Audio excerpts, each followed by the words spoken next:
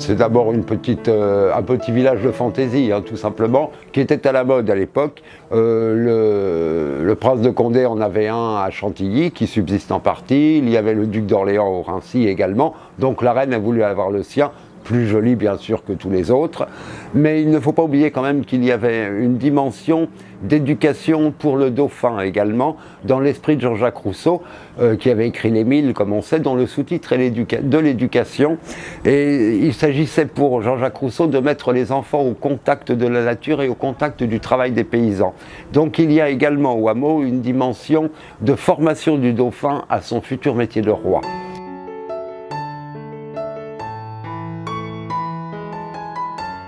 C'est-à-dire que c'était une mode à l'époque, si vous voulez, étant donné ce type de construction un peu dans le genre normand, avec des colombages, des toits de chaume, etc. Voilà, c'était la mode du retour à la nature, encore une fois, de Jean-Jacques Rousseau. Donc la reine vivait un peu comme une fermière. Mais une fermière de luxe, si j'ose dire. Elle avait des robes de mousseline, dont elle avait lancé la mode. Elle s'était fait peindre par Madame Vigée-Lebrun avec un chapeau de paille également. Tableau qui avait fait un peu scandale au salon lorsqu'il avait été exposé. On avait estimé que la reine dérogeait un peu à son statut royal, hein, sa dignité si vous voulez. Et en fait le peuple réclamait tout simplement que la reine ne déroge pas à ses fonctions. Donc la reine était revenue en arrière, Marie-Antoinette était retournée à ses véritables fonctions de reine. De là à dire ce qu'elle jouait véritablement à la bergère, pas du tout, absolument pas. Elle était toujours entourée d'une petite cour qui était toutes des princesses, la princesse de Lamballe, la duchesse de Polignac, il y avait évidemment le comte d'Artois, le frère de Louis XVI autour d'elle, toute cette petite cour d'amis qu'elle réunissait au Petit Trianon ou au hameau pour des parties de campagne d'une journée, et elle retournait dormir soit au Petit Trianon, soit bien entendu au grand château où elle occupait ses fonctions de reine.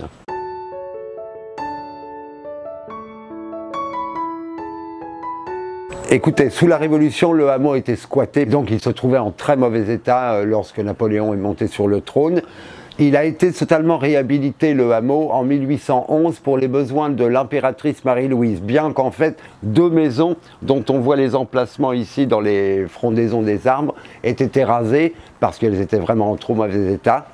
Et puis une dernière fois, le hameau a été occupé en 1838 par la duchesse d'Orléans, qui était la belle-fille du roi Louis-Philippe. Voilà, et ensuite le hameau est demeuré dans son état, s'est dégradé peu à peu et s'est transformé en musée tout simplement.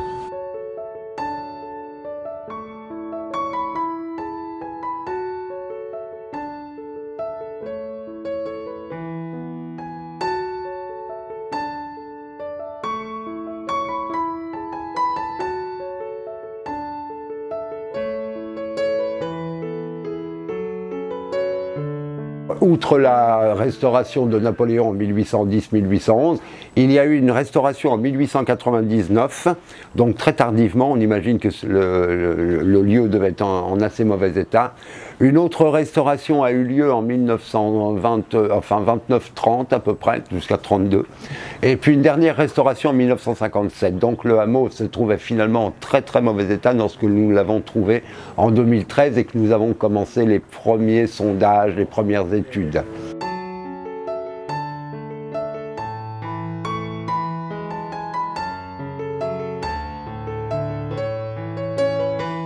Alors il s'est agi tout d'abord de remettre le bâtiment en état, refaire les plâtres qui étaient très dégradés, surtout dans les intérieurs, donc refaire les fausses peintures, les fausses coupes de pierre, les faux décrépits des murs, etc., tels que c'était à l'époque. Mais il s'est agi également de, comme nous voulions remeubler le hameau avec l'ameublement de l'impératrice Marie-Louise, il s'est agi également d'installer l'électricité, le chauffage, et puis bien sûr d'installer un traitement d'air parce que le bâtiment est tellement humide qu'il fallait absolument qu'il y ait une aération permanente pour la bonne conservation des objets. Il y a des soieries, il y a des meubles en acajou, en amarante, des objets très précieux, des bronzes également, etc., des porcelaines. Alors écoutez, le remeublement s'est fait tout simplement par le rassemblement de tout ce que nous connaissions, que nous avions sous la main, si j'ose dire, dans les collections de Versailles. Et puis nous avons complété par des objets en puisant grâce à des dépôts au Mobilier National, au Musée de Malmaison, et également un dépôt d'une paire d'appliques au Musée des Arts Décoratifs. Et puis peu à peu, bien sûr, nous avons fait des devis auprès de tous les artisans pour la mise en peinture des meubles, pour la couverture, les commandes de soierie, de passementerie, restaurer les bronzes également, les électrifier. Donc tout cela a pris pas mal d'années, bien entendu.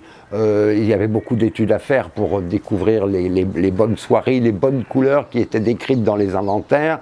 Mais bon, il y avait quand même toujours une affaire de goût et d'interprétation à un moment donné, bien entendu. Donc tout cela a pris pas mal de temps. Parallèlement à cela, l'architecture, le service d'architecture de Versailles, bien sûr, s'occupait du bâtiment lui-même. Et au final, nous avons pu remeubler et réouvrir. L'inauguration a eu lieu le 3 mai, en présence de Bernard Arnault, puisque c'est Dior, effectivement, la maison Dior, qui a subventionné et mécéné donc la restauration de la maison de la Reine. Alors, l'intérieur est remeublé Marie-Louise parce que nous n'avons pas assez d'objets de Marie-Antoinette et nous ne connaissons pas tout de toute façon dans les colorations des soieries, etc. Donc nous avions choisi Marie-Louise qui est beaucoup mieux connue. En revanche, le bâtiment est assez bâtard, si j'ose dire. Il n'est pas certain du tout, par exemple, que la galerie derrière moi était couverte d'un toit de chaume du temps de Marie-Antoinette. C'est certainement venu plutôt sous l'Empire. Certaines gravures montraient également qu'il y avait un grand escalier droit qui montait ici. On ne l'a pas restitué. A-t-il vraiment été réalisé? Était-ce seulement un projet que l'on voit sur les gravures de Marie-Antoinette? Donc, si vous voulez, c'était un état un peu intermédiaire que l'on a restitué. En tout cas, c'est une vision qui est quand même très exacte par rapport à ce que l'on imagine du hameau.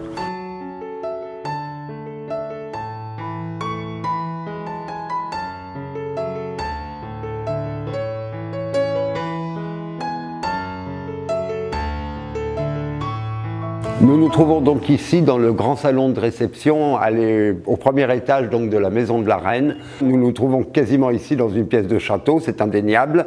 Et c'était voulu comme cela dès l'origine, ça a été repris donc pour Marie-Louise, un extérieur extrêmement rustique évoquant les maisons normandes et un intérieur véritablement radieux, couvert de soieries.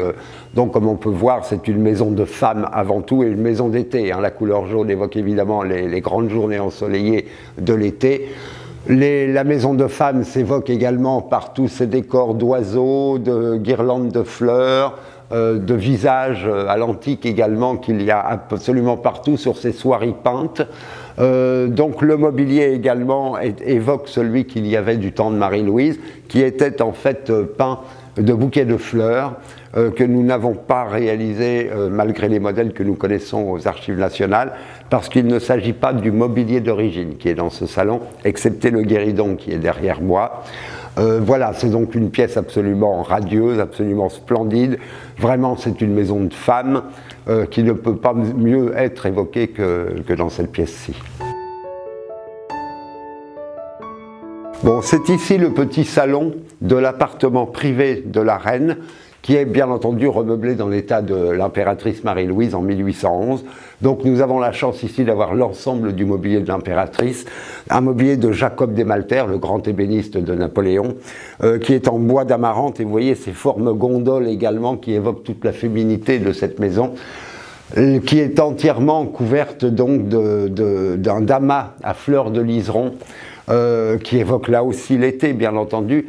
Nous connaissions cette soierie tout simplement parce qu'avant la restauration des sièges, la soierie d'origine subsistait en partie sur les fauteuils, donc nous avons pu entièrement refaire cette pièce, qui est l'une des plus charmantes et des plus radieuses également de la maison de la Reine, c'est indéniable. Et puis donc ce salon est doublé effectivement d'une petite chambre absolument minuscule mais tout à fait charmante, couverte de soieries de couleur vert d'eau, une teinte très pâle qui évoque également la paix et le sommeil si vous voulez.